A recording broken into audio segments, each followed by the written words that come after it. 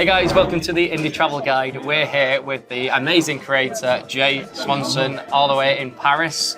We're going to ask Jay a few questions and get to know him a little bit better. So Jay, hello. Hi, welcome. The first question is, you're not from Paris, you're from Washington. So what made you move to Paris and fall in love with the city? I don't actually have a very clean answer to that question. I've always wanted to learn French, and I always wanted to go to France. As a kid, I didn't know what that meant, but it was a goal, and I ended up getting a degree in it. And then I came to France, and I lived in Nice for a while, and I was like, this is good for my language. Like I got my French up, but it's not really for me. I was like, maybe France, maybe it wasn't what I thought it would be. And then on my way out, I came through Paris and spent a week here, and immediately was like, this is what I always wanted. Like, this is what I've always dreamed of, and I had no idea it was here. This is it. And so then I made it my goal to come back, because as Americans, it's not as easy to come back to Europe as it is for, well, not for you guys anymore either. Sorry, I didn't mean to bring that up. Yeah, it was salt in the wound, but it definitely took me a while to get here, a couple of tries, and made it work. Cool. Well, we want to know what the best thing about living in Paris is, in your opinion. I would have to say it's the lifestyle. Yeah. Everything moves, for the French, Paris moves very quickly, but for anybody that comes from I think especially from the Anglophone world, but any other city, you feel like everything's available, but it moves at a slower pace. Yeah. There's an appreciation for taking breaks. There's an appreciation for just spending time with friends or family, having a drink before dinner, and then having dinner, and then having a drink after dinner. And the conversations and the ability to just sit at a table and take up space for way longer than you ever would back in the States, at least. They get you out as quickly as possible. Here they're like, hey, would you like another drink? And you're like, no. And they're like, no. And they leave you alone. There's an element of the lifestyle, the proximity of friends, the ability to get around, because Paris is also a small city. It's not like London or New York where it takes you an hour to get anywhere. Yeah. You can get anywhere here in 15, 20 minutes by public transportation or by bike. Yeah. So it just feels very, I don't know, it's not always comfortable. The French, there are cultural differences that do make living here difficult at times, but at the same time, it's worth it. It's super worth it. Yeah. We've been a few days now, and we love it. So you've been before. We have been before. Yeah. And we also love French wine as well. So. Yeah, that'll do it. Yeah, that's the other thing. I take for granted now. I forget how a bottle of wine that costs 20 euros here will cost $80, $90 in the States. So when people come here and they're like, oh my God, it's so cheap. It's just like, oh yeah, we've got it pretty good. So there's a lot of elements of life here that is like, can't complain. Let's have another bottle. Yeah, exactly. Oh, we can have 3 more on this budget. Yeah. Okay, so say somebody's coming to Paris for the first time. Yeah. What area would you suggest that they live that they come to and stay in? They stay in? Yeah. I would say, I generally say essential is best. If you find Notre Dame on a map and you draw a circle around it, fairly small, not too small, but that's going to be the best place, I think, for a first-timer to stay. It's very walkable, like the Marais, the Fourth in particular. Well, I find the Fourth to be a little bit lower on the food count. You want to get up into the Haute Marais, the High Marais, to get the good food in the Third. The Fourth is really walkable, really easy. You're down near the river. Yeah. Beautiful, easy to see, so many things just outside your door. But the same thing with if you happen to be a Left Bank fan, the Fifth or the Sixth. It's going to be a little bit quieter. There is more food. There's a little bit more to do there. You've got the Latin Quarter. But right in that circle around Notre Dame, you're going to find something that's really good, and it's going to be generally safe and not too crazy. If you get a little bit farther over towards like Châtelet in the First, or you wander up the canal, there are going to be some really fun areas that I really love that I would send you to. Maybe not the best place to stay on your first trip. Yeah. Okay. Yeah. That's good advice, because maybe somebody would look straight away at the Eiffel Tower or something like that. Absolutely, don't stay at the Eiffel Tower. I would say, like, if you there is a particular person that really wants that the Seventh is very upscale. It's very beautiful and big boulevards, and you have the Eiffel Tower right there. But anything that I would like to do in the city, you're gonna have to travel for. Yeah. Eiffel Tower you're gonna go to and you're gonna see once. It's gonna take you a few hours. And you can enjoy it, but make sure you eat something decent beforehand and then leave to eat afterwards. Yeah. Get away from it. Unless you're doing a picnic at the Eiffel Tower, which is really nice. I just did one last night with some friends. Their family is visiting, so we went and sat, and it is really nice to sit on the Champ de Mars, bottle of wine, some cheese, some bread, and then you can really enjoy it that way if you bring your own picnic. But aside from that, there are some really good places near there actually that are delicious. So if you're gonna be there, I've got some recommendations for you. But I would say don't stay there, because it's gonna be a one-time thing, an afternoon and evening. And then if you're here for 4, 5, 6 days, you don't want to have to travel across town town to get to literally everything else. Yeah. We saw quite a lot of people like the other today at the Eiffel Tower having picnics and stuff. It's really nice to see. It's nice. It's I would say that like to be totally honest, when my friend and I found out that our third friend who had his family here, he said, "This is where we're going." We were both like, "No, no," because like the grass. It's only nice for a couple of weeks and then it's trashed and they're just all kinds of, it's just very busy.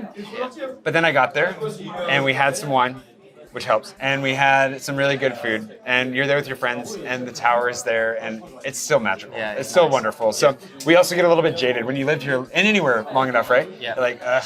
But then the nice thing is Paris always comes through and like it's still good. Yeah, it's beautiful. All the famous stuff here, there are a couple of exceptions, but the majority of the things that are famous for a reason. They're good for a reason. You're going to enjoy them because intrinsically, it's like the way that I put it in my guide. I write about how like, because for Americans, like we're skeptical of like the hype on locations. That might be true internationally as well, but like it's that thing where they're like, come see the world's largest ball of yarn, and all they're trying to do is get you to pull off the highway long enough to buy like a hot dog and a Coke that are overpriced, and then there's a big dusty ball of what looks like rope, and then you get back on the road, and Paris doesn't do that to you. Like almost all of it is worth seeing. It's worth pulling off the road. Yeah, it's very beautiful.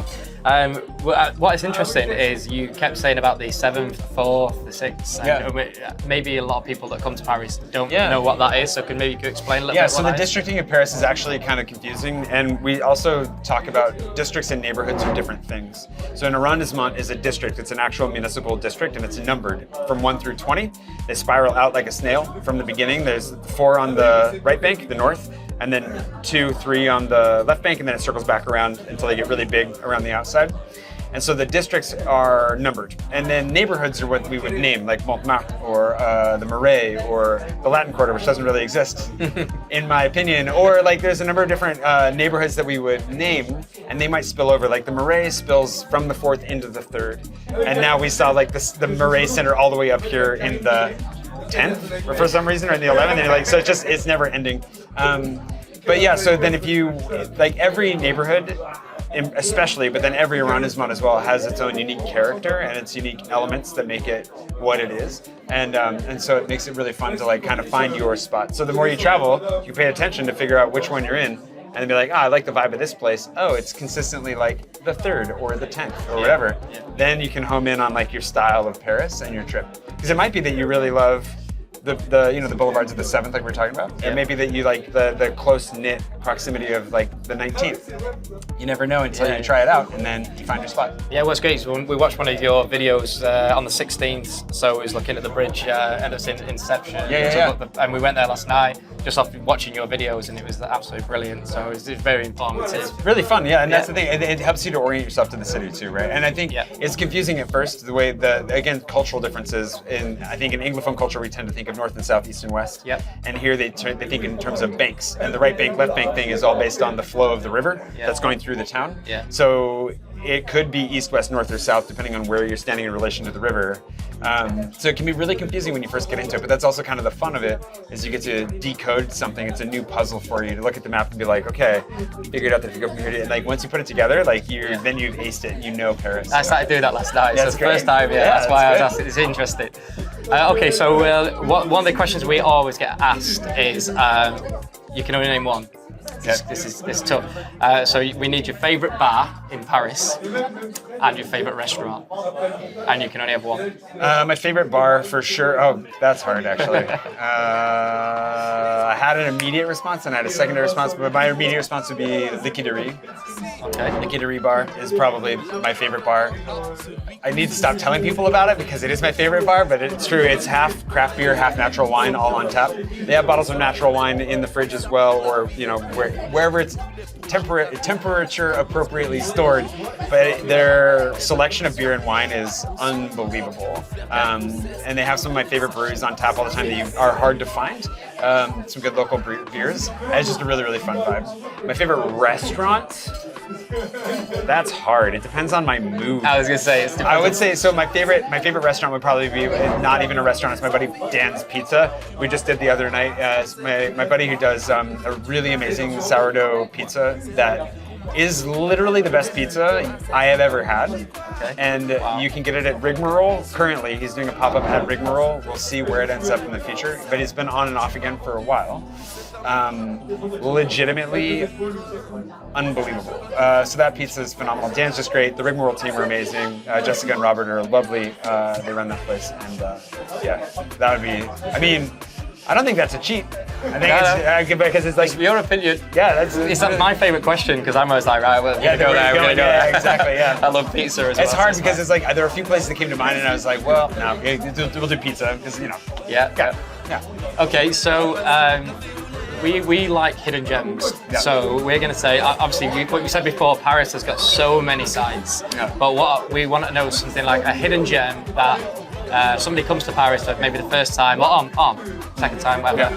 And it's something that they probably wouldn't see. Yeah. They need to see. I would say the Carnavalet Museum right now is my favorite. So it's not so hidden that you would never find it. Oh, actually, good hidden gem. So the Carnavalet Museum is probably my favorite museum right now. Just as the Paris Museum. It's like the Museum of Paris from its history, prehistory, like 3000 BC. They've got like petrified wood that was used as a canoe, Yeah. back all the way through Roman times. Revolution to modernity. Amazing museum, recently renovated, just flawless. It's phenomenal. However, the even more hidden one would be the one that I just did in the 15th, which is the Bourdelle Museum. Also free. It's a nice little park in the Montparnasse area, so you can just sneak in and like get a break. They've got a wonderful sculpture garden.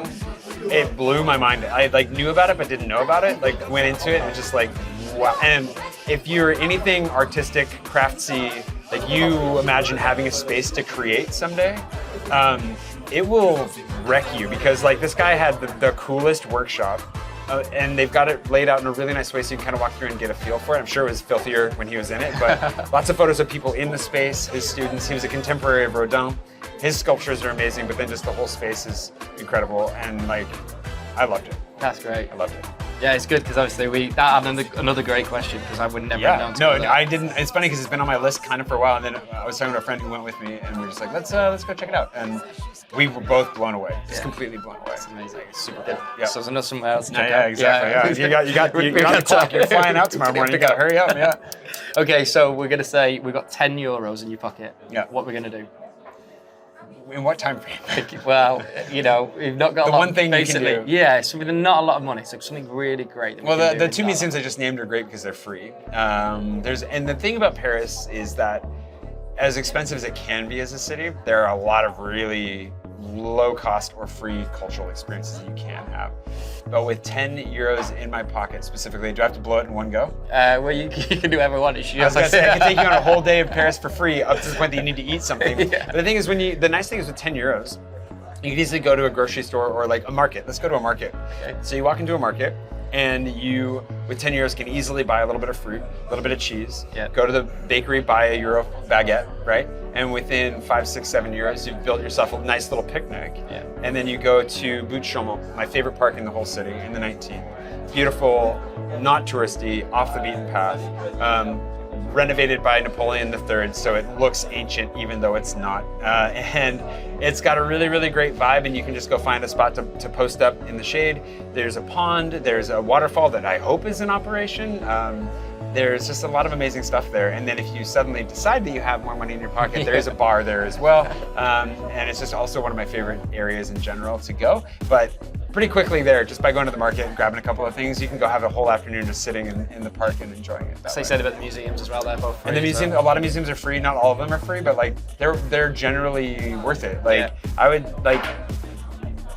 I have a whole long list of opinions about museums in the city, but like I would say that like if there's something that you're interested in, Paris is going to be a place that's going to have something for you to see when it comes to art, especially, but history, and then yeah, I mean, man, like even when I went to the Galliera Museum recently, which is not free, and it's also like €15, so it's out of our price range right now.